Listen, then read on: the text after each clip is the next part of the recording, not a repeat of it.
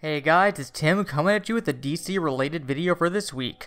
So we've now officially seen Steve Trevor as he'll appear in Wonder Woman 1984 after months of rumor and speculation. His inclusion is confusing to a point though, considering we saw Steve Trevor die in the first Wonder Woman film, which took place in 1917. So how exactly could Steve have survived, let alone look pretty much the same almost 70 years later? Well, our first option has its roots in the 70s live-action Wonder Woman series, which starred Linda Carter in the title role. The beginning of that series took place in the 1940s during World War II, as many of Wonder Woman's early comic adventures had.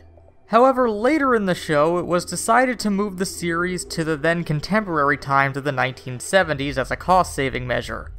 However, they didn't want to lose Lyle Wagner's Steve Trevor, so when the time jump happened after Season 1, they created the character of Steve Trevor Jr., his identical son. Now, as far as we know, Steve had no children before he died, but he did have other family members back home. As a tribute to their fallen loved one of his siblings could have named their son after him, and then they in turn gave their son the name Steve as well. So the Steve we're seeing is actually Steve Trevor III, who could be created to get Chris Pine back for the sequel. Another option is that Steve actually doesn't come back in Wonder Woman 1984.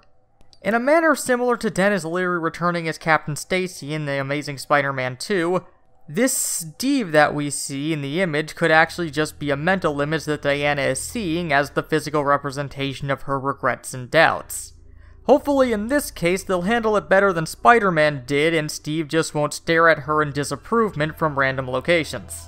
Then there's the comic book option, which is unlikely, but elements of it could carry over. In the 80s, in Wonder Woman's comic, Steve Trevor had died there, and a Steve Trevor from another universe had wound up on Paradise Island of Earth 1. Aphrodite then used a special mist in order to remove the memory of the original Steve Trevor's death from everyone on Earth's mind. When Wonder Woman found this out, Aphrodite somehow implanted the original Steve's memories into the new one, basically turning him into Earth 1 Steve. This version of Steve was then turned into the villain Captain Wonder by Wonder Woman villain Dr. Psycho. Likely all of this won't take place in the DC film universe, but if they wanted to use elements of it, like Steve gaining powers or becoming a villain against his will, it's there to adapt.